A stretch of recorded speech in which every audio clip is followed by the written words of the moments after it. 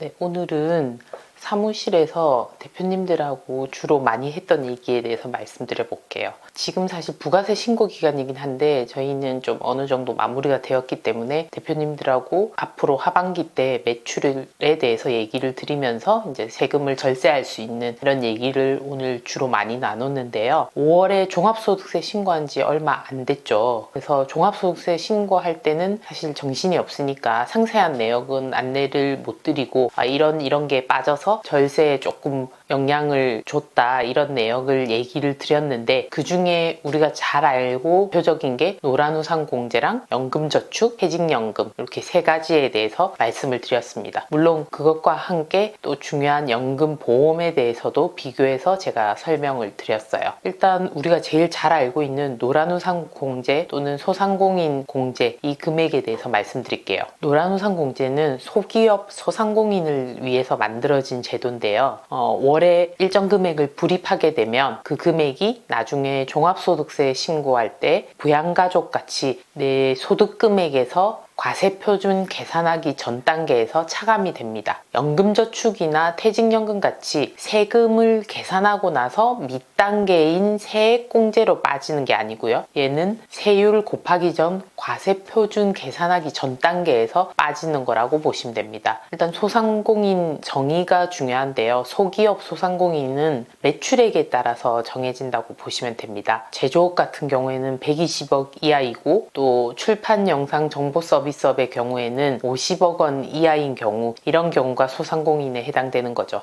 그래서 월 금액을 최소 5만 원에서 100만 원까지 이렇게 불입을 하게 되면 불입한 모든 금액을 공제해 주는 게 아니고 내 소득 금액에 따라서 공제 한도가 정해집니다. 여기서 소득 금액이라고 하면 매출액에서 비용을 뺀 순이익 정도라고 생각하시면 됩니다. 이 순이익인 사업소득 금액이 4천만 원 이하일 경우에는 노란우산 공제를 연에 400만 원까지 불입하시면 불입한 금액을 공제받을 수 있습니다. 500만 원을 불입하셨으면 400만 원을 공제한다는 얘기겠죠.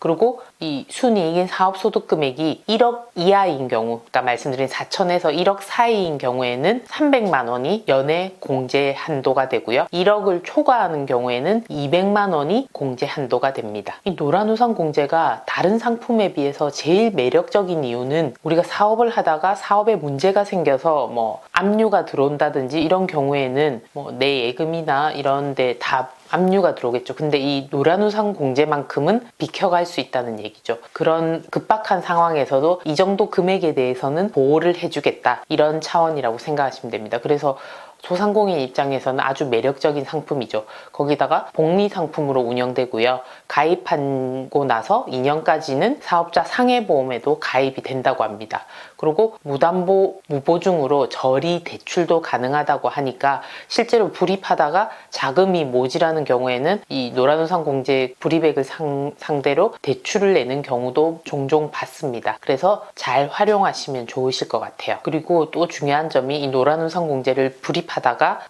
내가 매년 종합소득 공제를 받았는데 어떤 사유에 의해서 이걸 해지할 경우에는 이미 세금 절세 효과를 받기 때문에 해지하면은 다시 기타 소득세로 부과가 됩니다. 그래서 불입을 하시고 나서 특별한 사유가 없을 때는 해지를 하시면 안 되고요. 폐업이나 대표자가 사망을 했거나 아니면 해산을 하거나 퇴임을 했을 경우에는 이 노란우산 공제의 공제금이 지급이 된다고 보시면 됩니다. 마지막으로 꿀팁이 하나 있는데요. 노란우산 공제를 가입을 하게 되면 매출의 금액에 따라서 지자체에서 지원금이 나오는 게 있습니다. 서울시 같은 경우에는 매출액이 2억 원 이하이면 월에 2만 원까지 1년 동안 지원이 되는 거죠. 결국 2만 원 1년이면 24만 원이 내가 내지도 않은 노란우산 공제 부금이 적립이 된다고 보시면 됩니다. 연매출 2억 원 기준이고요. 다른 지자체의 경우에는 금액이 조금 틀리기도 해요. 그리고 매출액 기준도 2억인 곳도 있고 3억인 곳도 있고 지원금이 2만 원인 경우도 있고 5만 원인 경우도 있습니다. 이게 몇 년 전에도 지원금이 나왔고요. 2020년도에도 시행이 초반에 그렇게 지원금이 나온다고 들었기 때문에 꼭 활용하셔서 일부 금액이라도 이렇게 받을 수 있는 이런 방법을 활용하시면 좋으실 것 같습니다. 중소기업 중앙회에서 만든 상품이기 때문에 그쪽으로 인터넷에서 찾으셔서 거기다가 전화해서 가입 절차를 밟으셔도 되고요. 보통은 은행이나 이런 곳에 상담을 하시고 가입하시는 하시는 경우도 있습니다. 또는 저희 같은 세무대리인한테 말씀하셔서 가입을 하셔도 됩니다. 네, 오늘 대표님들하고 상담하면서 소득세 절세에 대해서 얘기하다가 노란우산공제 말고 연금저축과 퇴직연금에 대해서도 말씀을 드렸죠. 아까 노란우산공제는 과세표준 전 단계에서 비용 처리와 비슷하게 이렇게 차감이 되는 거고요. 연금저축이나 퇴직연금은 내가 계산한 세금에서 밑단계에서 빠지는 거죠.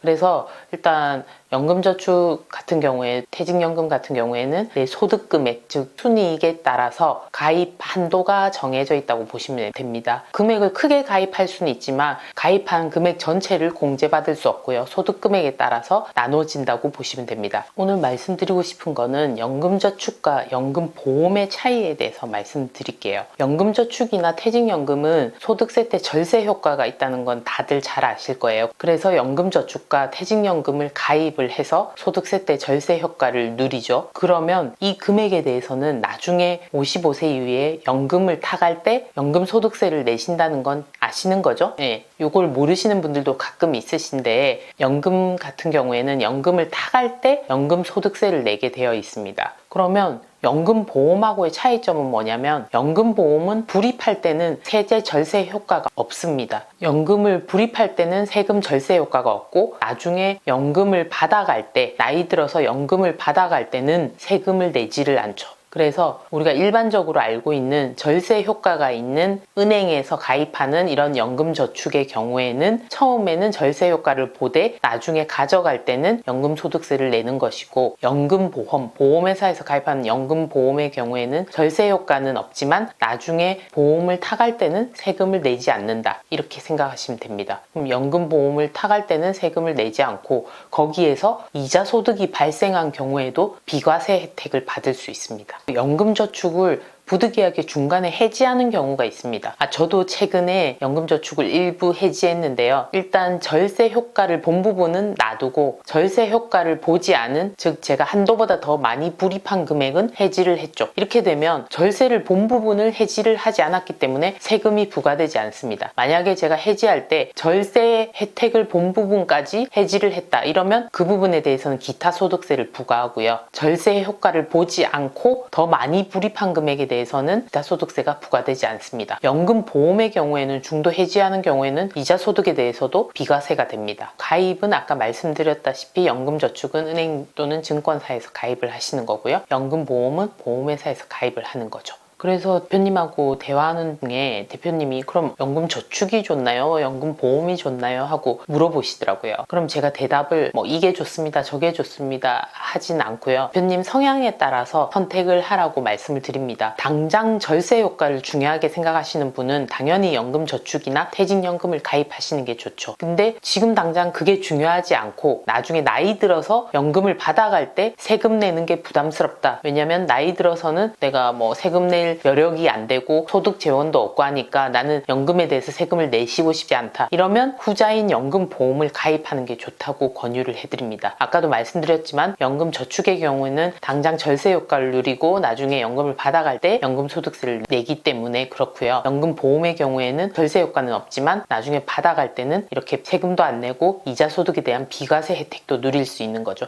그래서 약간 돈이 많은 이런 분들은 연금보험을 잘 활용하셔서 이자 소득 비과세 혜택 이런 것도 잘 챙기신다고 보면 됩니다. 어쨌든 성격은 조금 다르니까 어떤 보험을 선택하느냐는 본인의 성향에 따라서 다르겠죠. 이렇게 얘기하다 보니까 대표님이 보험에 대해서 많이 질문을 하시더라고요. 그래서 그 중에 하나를 또 말씀드렸는데, 종업원에 대해서 드는 단체 보험이 있습니다. 종업원 단체 보험이라고 해서 막 인원이 많고 이런 회사만 드느냐, 그건 아니고요. 조그만 회사도 얼마든지 가입이 가능합니다. 우리가 대기업 같은 경우에는 종업원을 위해서 보험을 드는 경우가 많아요. 당장은 모르는데 나중에 본인이 아프거나 이럴 때 보험이 가입이 되어 있으니까 실비 처리를 해준다든지, 암이 걸리면 진단금이 나오고 이런 경우가 있죠. 너무 고마운 경우인데요. 그래서 우리 같은 소기업이나 중소기업의 경우에도 이걸 잘 활용할 수 있습니다. 왜냐하면 보험을 불입하는 계약자가, 보험금을 내는 사람을 우리가 계약자라고 하는데요. 보험금을 내는 계약자가 개인사업자 대표님이시거나 아니면 법인에서 보험료를 내게 되고요. 그 다음에 피보험자, 보험의 대상이 되는 피보험자를 종업원으로 하면 됩니다. 마지막으로 이 보험의 수익자, 나중에 보험금 지급 사유가 발생했을 때 이걸 받아가는 수익자를 이제 종업원으로 하느냐 아니면 회사로 하느냐 이렇게 나뉘어지는데요. 어쨌든 종업원을 위해서 회사에서 돈을 불입하게 되면 이게 비용 처리가 된다는 사실을 아셨나요? 네, 비용 처리가 됩니다. 물론 금액을 한도 끝도 없이 넣은 거를 다 비용 처리를 해주진 않고요. 종업원 1인당 연에 70만 원까지 복리후생비 성격으로 보기 때문에 연에 70만 원까지 보험료에 대해서 비용 처리가 가능합니다. 물론 70만 원을 초과된 보험료에 대해서는 종업원의 근로소득으로 과세가 됩니다. 근데 그렇게 과하게 불입을 해주는 회사는 없어요. 그래서 우리 종업원이 좀 회사에 충성하고 오래 다닐 수 있게 만들고 싶다 이러면 보험을 가입해주면서 약간 회사에서 이런 복지에 대해서도 약간 언급을 하시면 직원이 좀 오래 다닐 수 있는 이런 요인이 되겠죠. 그래서 이런 종업원 단체 보험을 가입하는 경우도 있으니까 이것도 잘 활용하셔서 회사의 비용 처리도 하시고 종업원이 좀 더 오래 회사에 다닐 수 있고 또 우리 회사가 좋구나, 복지 혜택이 좋구나 이렇게 생각할 수 있게 선택을 잘 하시면 좋을 것 같습니다. 네, 오늘 또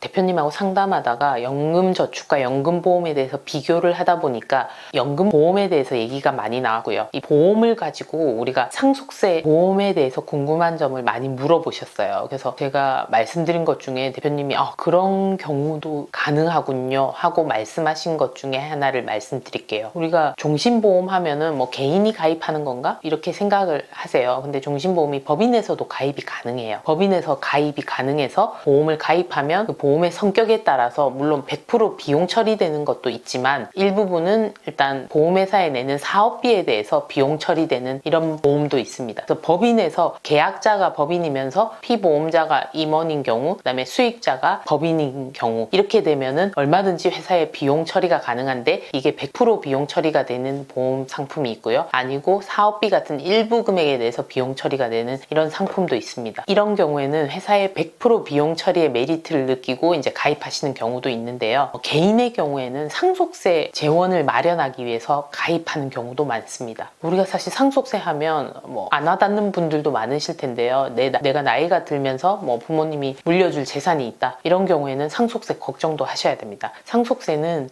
두 부모님이 살아 계실 때 한 분이 돌아가시게 되면 그 재산이 10억이 넘는 경우에 보통 상속세가 나온다고 알고 계시면 됩니다. 만약에 한 분이 살아 계셨는데 한 분이 돌아가실 때 상속세의 경우에는 5억 정도의 재산이 있어야지 상속세가 나온다. 두 분일 때는 10억, 한 분일 때는 5억. 이 정도는 기억을 해두시고요. 그러면 부모님 두 분이 살아 계시다가 한 분이 돌아가시는데 물려주실 재산이 많아서 상속세 재산이 뭐 30억 정도 된다. 이러면 아까 말씀드린 10억까지는 상속세가 안 나온다고 했잖아요. 그럼 10억을 빼고 나머지 20억에 대해서 세금을 계산해야 돼요. 이러면 상속세가 엄청나게 나옵니다. 만약에 10억을 빼고 10억만 있었다고 치더라도 상속세는 30%가 적용되죠.